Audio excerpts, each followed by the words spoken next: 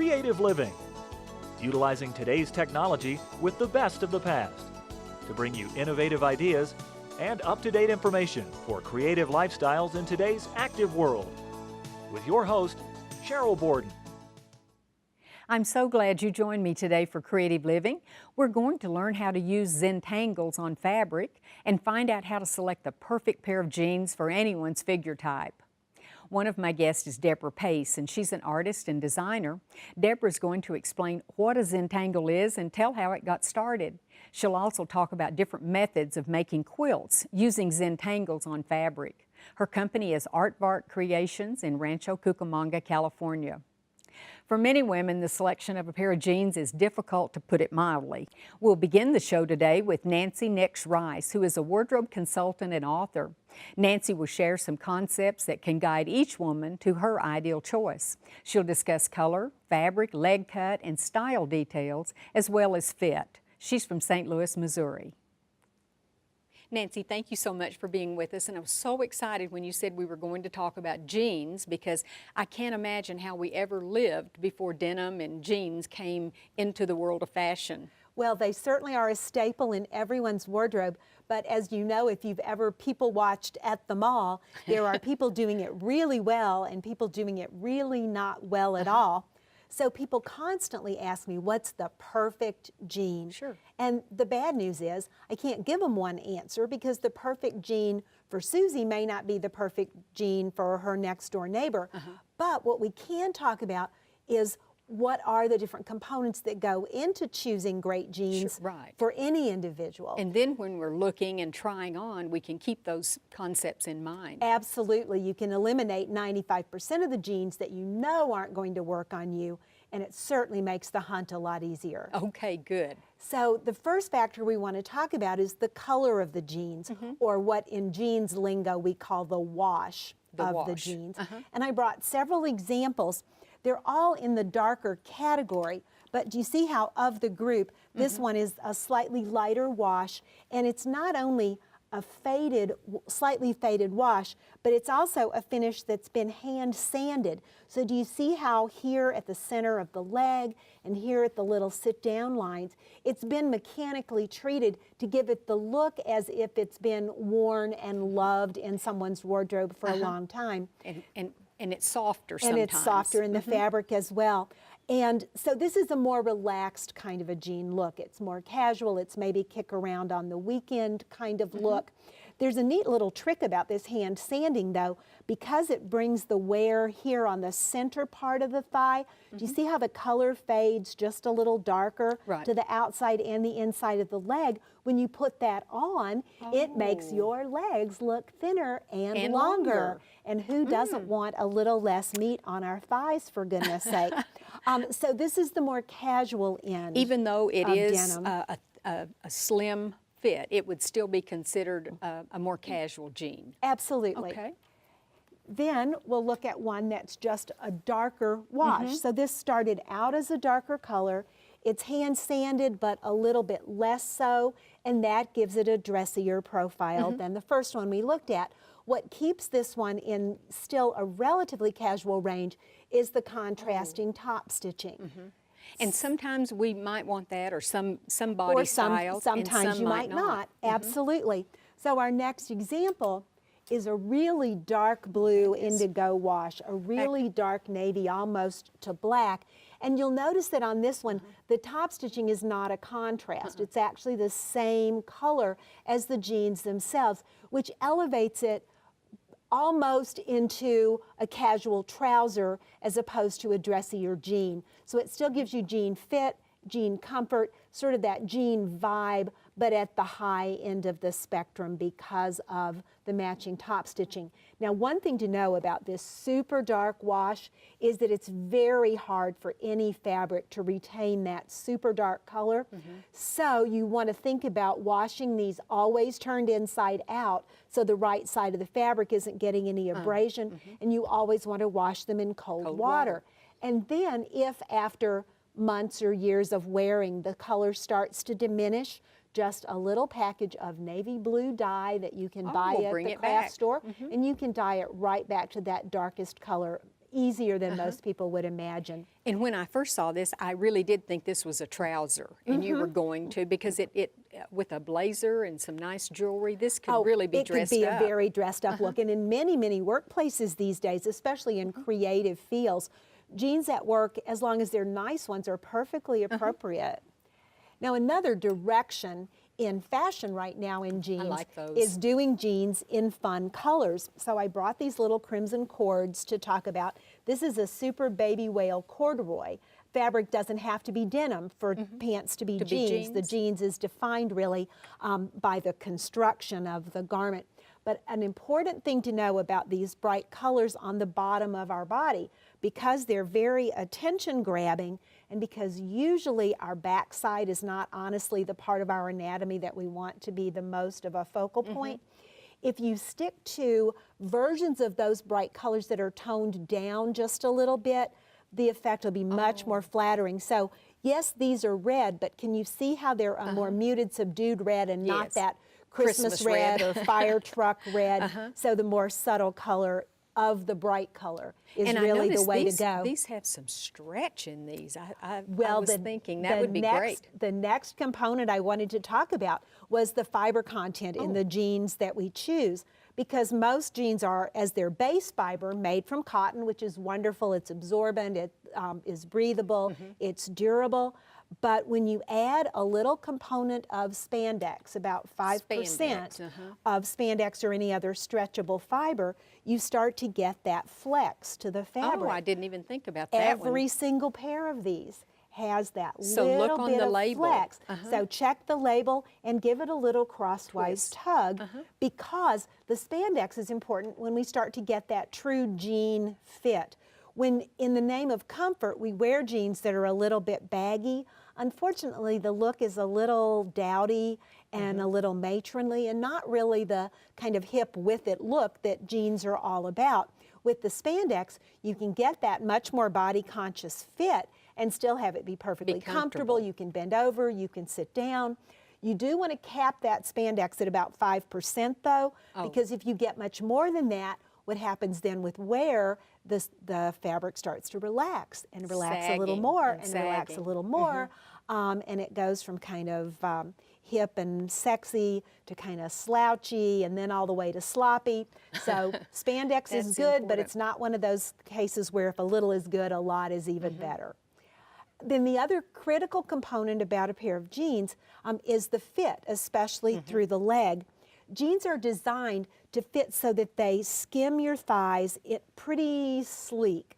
And unlike a classic trouser that's geared to fit out over the curve of your derriere and then fall relatively straight, jeans are designed to hug in under. So they should be caressing the back of your thighs. How's that? That sounds good.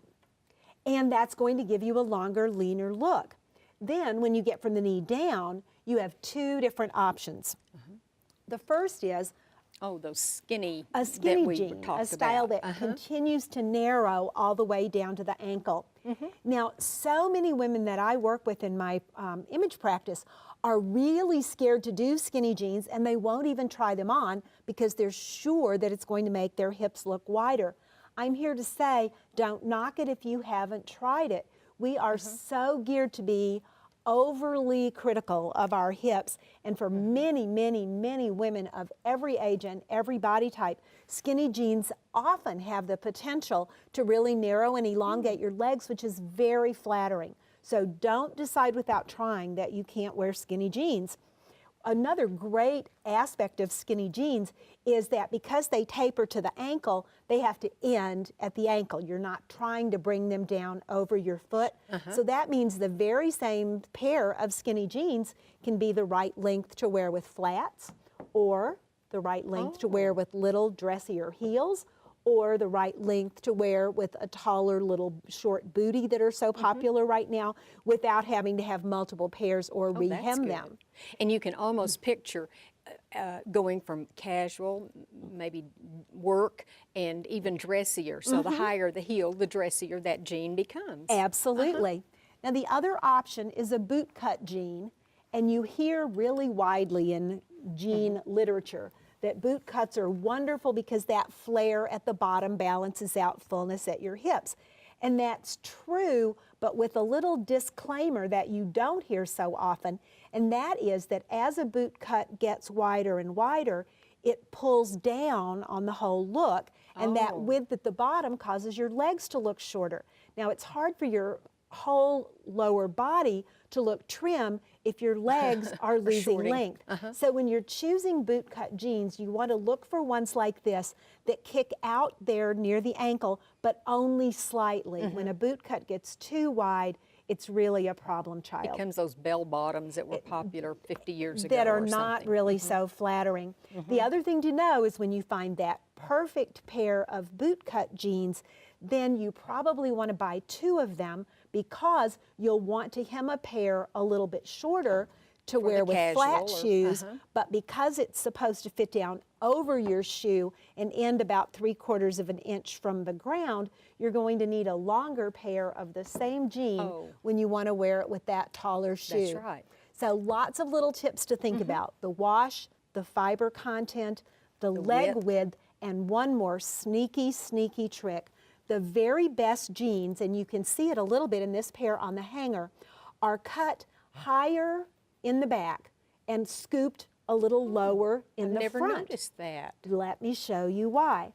When you look at the back of jeans or at the back of us, we perceive the width of our hip area proportionally to the length of our hip area. So the lower the rise becomes, let me flip this down so you can see it. As it gets lower, do you see how it looks like you're getting wider? And we're getting shorter. So bringing that waistband all the way up to your waist in the back gives you a much more narrow back view. But it works just the opposite in the front. By having the front scooped a little lower, it exposes more of your torso and gives you a longer look through here. So now you look skinnier leaving and skinnier coming into the room. And there's one more amazing trick about this. When you put these on your body, do you see how the waist is going to fit diagonally across your body? So all those fitting problems that arise from the difference between your hip measurement and your waist measurement, curvy gals who get a gap at the back of the waist, or straighter built gals who have the waistband be too tight, both of those problems are solved by this diagonal fall of the waistband, and all of a sudden your fit is easier and more comfortable as well. And the only way we would know this, sometimes it's obvious by looking, but would be to try them on. Well, trying them on is going to let you really appreciate the difference, but if you hold them up from the side seams, it'll be very apparent that they're scooped lower in the front. Who knew? So hopefully we've put lots of ladies on at least the right path for that inevitable search for the perfect pair of jeans. Well, and they're so comfortable, and we like to wear them, and they do lend themselves to going from casual to work, to especially if it's a casual day at work. And I do want to mention too, I enjoyed reading the book, your book. It's called Looking Good. That's what we all try to do the best we can.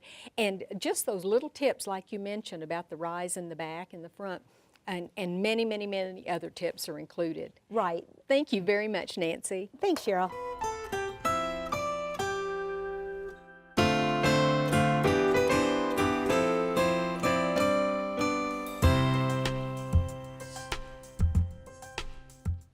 Deborah, thank you so much for being with us today. I have really found that I love what you do. Zendoodling, Zentangling, working with Zendalas, just all of it. And yet, until you came, I didn't even know what any of this was. So where did Zentangling come from? Zentangle was created by Rick Roberts and Maria Thomas. And Zentangle increases focus and creativity and can be enjoyed by people of all ages and skill sets. And they even relate it to a form of meditation, don't they? Yes, because once you start getting into it, and because it's repetitive pattern, you kind of get into your own little world. Yes. Would be great, like you say, for anyone to do. I can even see people that perhaps are having lots of stress in their life, or maybe have a family with stress issues, this could be a really nice, simple, very inexpensive way to relax. Right, right. Psychologists also use it for their patients sometimes. Is that right? Yes, yes. Okay. Well, and of course, then the next question would be, what in the world is Zentangling? And so you brought a sample of something that shows actually two different forms. Correct. Why don't you explain what this is? Okay, this is Zentangling on fabric, and instead of using a pen to Zentangle, you would use your sewing machine to Zentangle. Like free motion? Free motion, So you take, right. okay. So what I did is I drew my square just like a regular tile, and then I chose the patterns that I wanted to tangle with. Now you drew these in. Right, with a pen. I drew this with a removable pen. You don't do it with a permanent pen. Oh. And so any water-soluble, erasable, any type of pen that Like will... people use for sewing. I have one of those. Correct. And you can draw your pattern as I have done here, or you can just go for it free form. And know that when you choose a pattern, okay, for instance, this pattern is called Kiko. And Kiko is just a matter of lines like this. And that's what I've done here, except that I know that these have to be connected. So what you do is you kind of modify your pattern. It has to be connected because you're stitching and you don't want to stop and start and Correct. stop and okay. Correct. And even, I know you mentioned to me earlier that when you finish, let's say like on this little square and you did the circles in the middle, you don't even lift up the needle. No. You just go directly to the adjoining and start on another one. So I have modified this pattern. This is called Emingle and Emingle. M-I-N-G-L-E. Okay. Yes, they have weird names. They do. And so to create it in free motion stitching, you just modify it a little bit. Make it work for you. Right. Or this could have been done all by pen if that's what we had chosen to do. And this so- is the one that's finished. Correct, correct. All And stitched. all Wow. machine stitch, except for the stitch. knots are hand stitch. Uh-huh. But you could also do French knots, I French believe they're knots, called. correct, correct, correct. This is beautiful. So you could make a total quilt. This could be one block, or you could put a couple, make a wall hanging or Correct. table runner. Right, right, right. Okay. Now these are on cotton. They're Is that cotton. right? And this is a ripstock, kind of like people Ripstock. wear. Windbreakers. Windbreakers, Right, uh-huh. right. And this I found is with the Sakura Jelly Roll pen works best. It bleeds the less. Let's move that so you can work. So when I make my You're just stitching- continuing a design that's already finished, so you don't have to ever stop. I could fill the whole, could. the whole thing, yes. So you do want a type of fabric where the ink pen doesn't bleed As much. Uh-huh. Right, right. I mean, with this type of fabric, almost any pen that you use will bleed, Would but I work. found that this bleeds the least of them. So, yeah. Okay. And there are also fabrics. In fact, you know, when I was deciding what to wear today, I didn't think about it until I got here. These are almost Zentangles on my blouse. Correct. And didn't correct. realize it. Right, right, right. So we could put it on ready to wear, which we will show an example. Right. Okay. And if you don't want to Zentangle and you're a quilter or just a fiber artist and you don't want to pick up a pen, you can also find fabric that is somewhat Zentangle-like.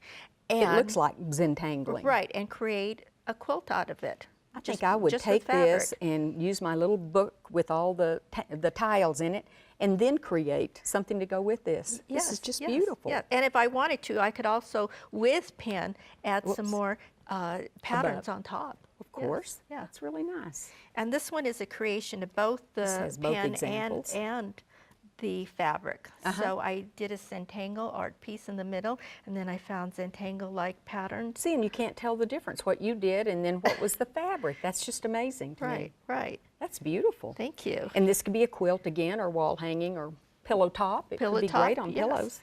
We were talking about like my blouse, but this Right, is an example. right. Yeah, a friend of mine did this in honor of Breast Cancer Awareness Month. Right.